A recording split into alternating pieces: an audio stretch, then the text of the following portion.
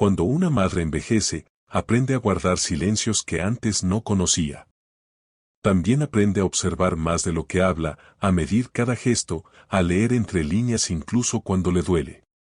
Yo, a mis 68 años, creí haberlo aprendido todo. Pero jamás imaginé que un día escucharía a mi propio hijo decirme que no tendría un plato de comida para mí en su casa. Nunca imaginé que una frase así podría nacer de alguien a quien di la vida, a quien alimenté incluso cuando yo misma pasaba hambre. Y sin embargo ocurrió, y de una manera que todavía me arde en el alma. Todo comenzó esa tarde de sábado, cuando él me llamó para pedirme un favor. Su voz sonaba apurada, casi irritada, como si yo fuera un trámite más en una lista larga de obligaciones que quería terminar rápido. Me pidió que pasara por su casa, que necesitaba que cuidara un par de horas a mis nietos mientras él y su esposa iban a una reunión importante. Yo, que vivía sola desde hacía 3 años y que rara vez recibía invitaciones, acepté sin dudar. Cualquier excusa para ver a los niños era un regalo. Llegué un poco antes de la hora acordada. Había cocinado unas empanadas, pensando que podríamos cenar juntos, que quizá tendríamos un rato para conversar como antes.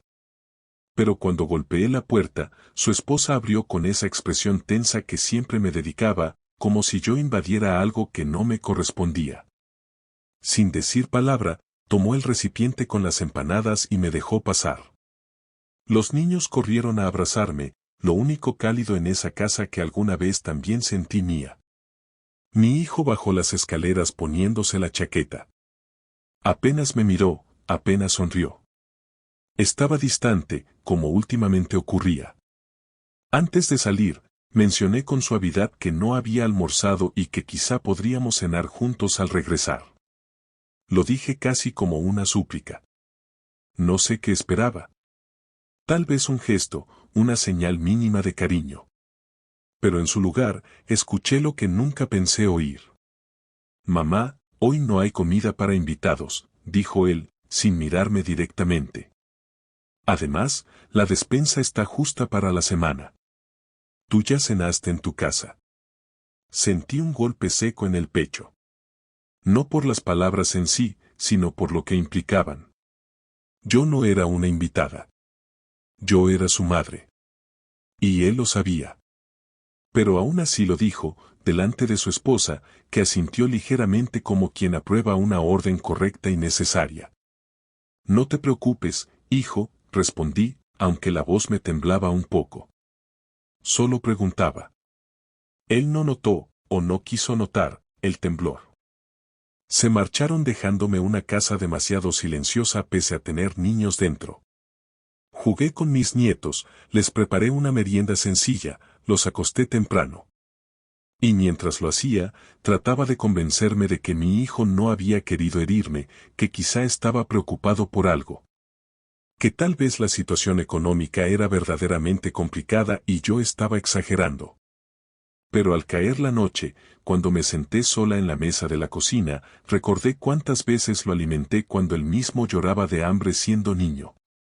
Recordé cómo me quedaba sin cenar para dejarle el último pedazo de pan. Recordé cómo trabajé limpiando casas, cosiendo hasta la madrugada para asegurarme de que nunca le faltara nada.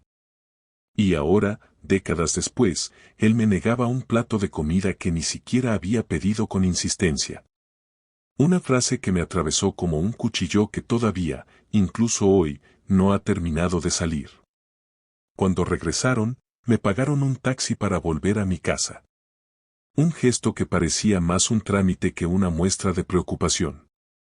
Subí al vehículo con las palabras de mi hijo resonando en mi cabeza, con un nudo en la garganta que no pude deshacer ni siquiera en la soledad de mi departamento. Esa noche dormí poco. Me levanté varias veces pensando si debía llamarlo, si debía preguntarle qué estaba pasando entre nosotros. Pero siempre desistía. No quería parecer molesta ni invasiva. Yo solo quería que me quisiera, aunque fuera un poco. A la mañana siguiente, mientras preparaba un té para intentar calmar la opresión en el pecho, escuché golpes desesperados en la puerta. No esperaba a nadie. Abrí, y allí estaba mi hijo.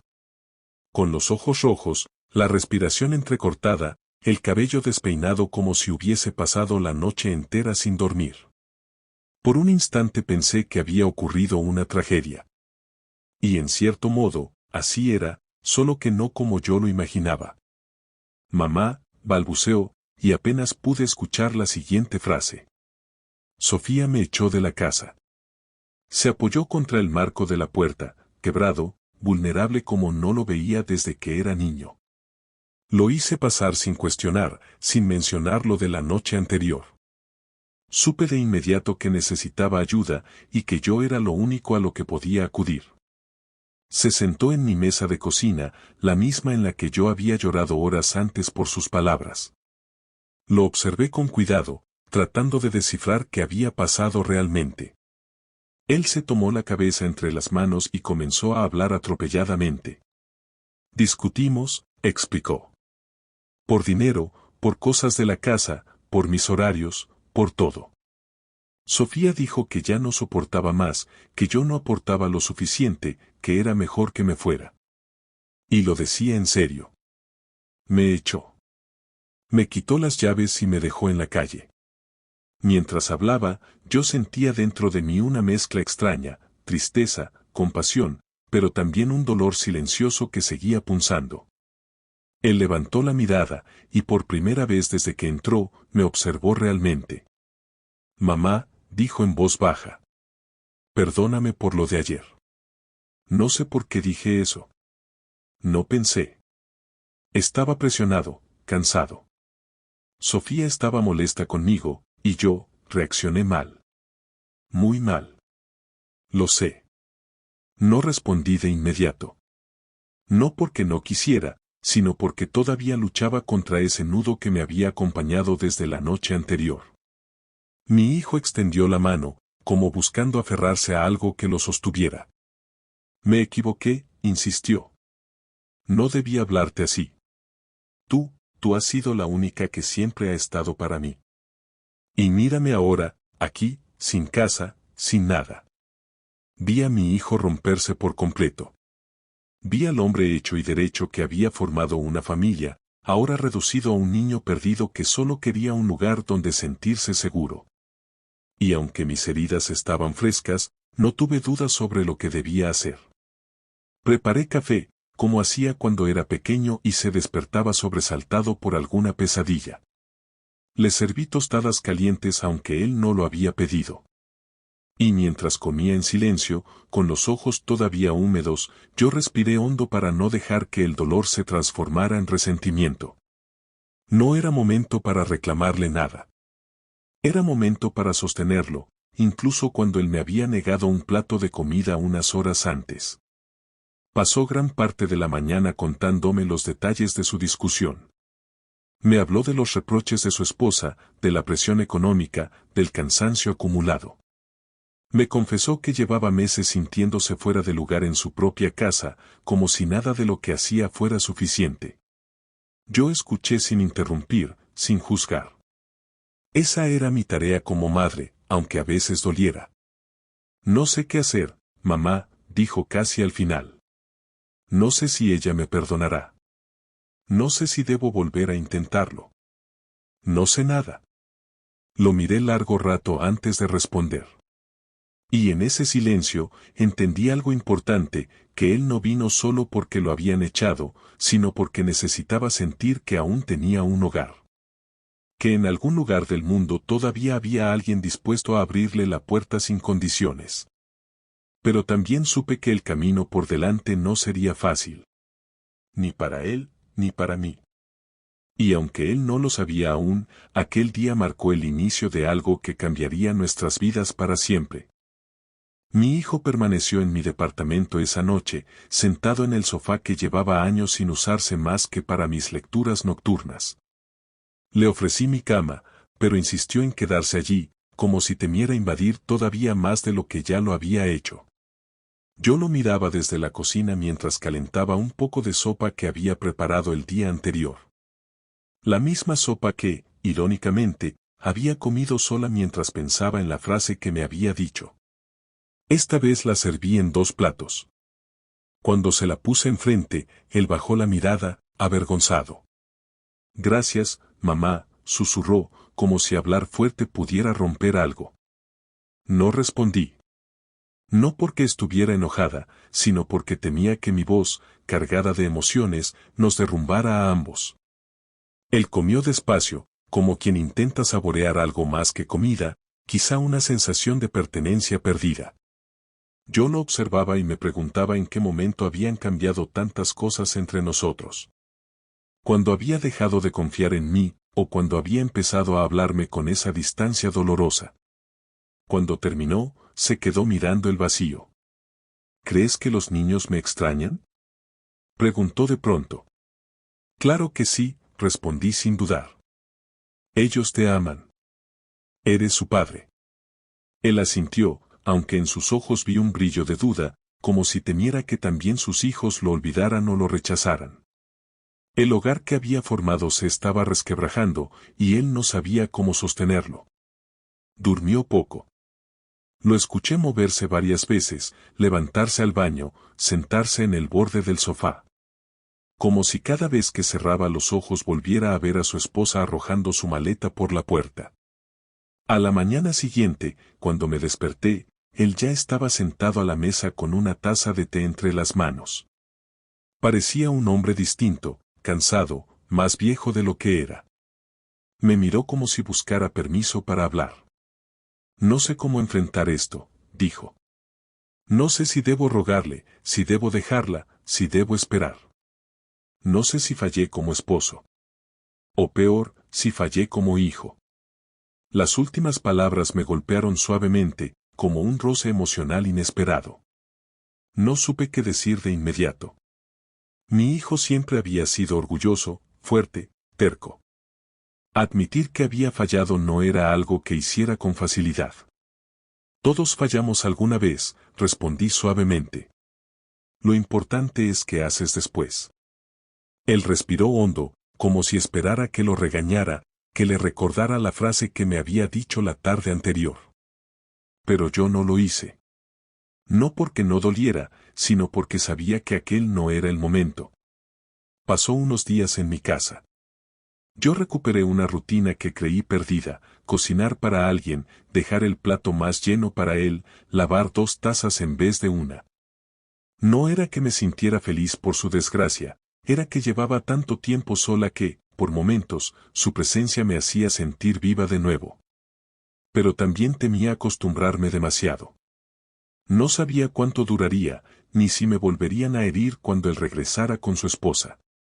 Un miércoles por la tarde, decidió llamar a Sofía. Yo estaba en el balcón regando las plantas cuando escuché su voz temblorosa detrás de la puerta entreabierta. Sofía, solo quiero hablar, le decía. Para saber cómo estás. Para saber cómo están los niños. Hubo un silencio largo. Luego él habló de nuevo, con un tono que pocas veces había escuchado en él, humilde, casi frágil. Sé que he cometido errores. Muchos, admitió. Pero no quiero perder a nuestra familia. No así. No pude escuchar lo que ella respondió, pero su expresión cambió. Primero esperanza, luego decepción, luego un cansancio profundo. Cuando colgó, se quedó quieto, mirando el teléfono como si esperara que sonara de nuevo. Quiere que vayamos a terapia, dijo finalmente.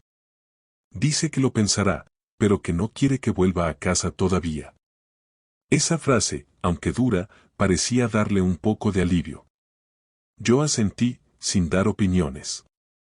Sabía que, por más que me doliera como me había tratado, lo que él necesitaba era una madre, no un juez. Esa noche, sin embargo, ocurrió algo que cambió por completo nuestra relación. Me encontró en la cocina guardando los platos limpios, y se acercó con una expresión que no supe interpretar. Mamá, comenzó. ¿Puedo preguntarte algo? Asentí. Cuando era chico, ¿tú pasaste hambre de verdad? Preguntó de repente. ¿Hambre de la de verdad? Mi corazón se sobresaltó. No esperaba esa pregunta. Jamás le había contado la magnitud de los sacrificios que hice, porque no quería que creciera con culpa. Algunas veces, respondí, eligiendo mis palabras. Pero toda madre lo hace por sus hijos. Él se apoyó en la mesa, mirándome con una tristeza que no le conocía. Y aún así no terminó la frase, pero no hizo falta. Yo sabía a qué se refería. Por primera vez desde que era un niño, mi hijo lloró en mis brazos. Se quebró sin reservas, se aferró a mí como cuando temía las tormentas. Y yo lo abracé, no como una anciana frágil, sino como una madre que todavía tenía fuerzas para sostenerlo. Durante esos días vimos películas viejas, cocinamos juntos, y por primera vez en años habló conmigo sin prisa. Me contó sus miedos, sus frustraciones, sus problemas en el trabajo, sus dudas como padre. Yo lo escuché, intentando no dar demasiados consejos para no sofocarlo. Sentía que el hijo que había perdido emocionalmente estaba regresando, poco a poco.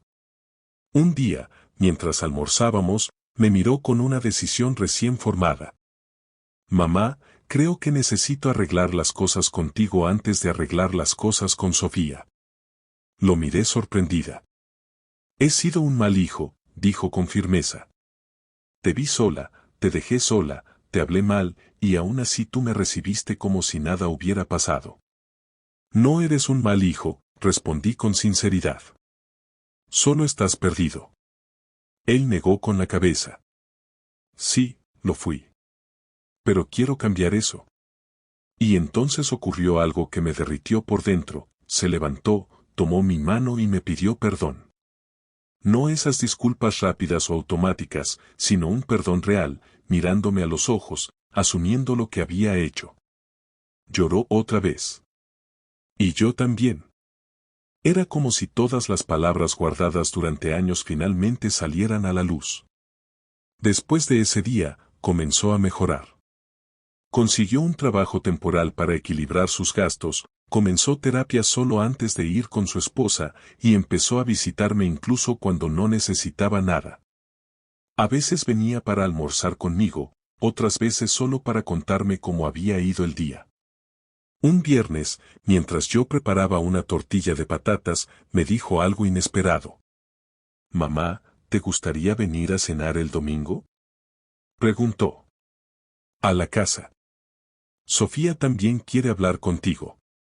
La cuchara casi se me resbala de la mano. No por miedo, sino por la ironía de la vida. De ser una invitada indeseada pasaba ahora a ser alguien cuya presencia pedían. Acepté, aunque mi corazón latía rápido. El domingo fui con calma, sin expectativas. Sofía abrió la puerta con una expresión mucho más suave que de costumbre.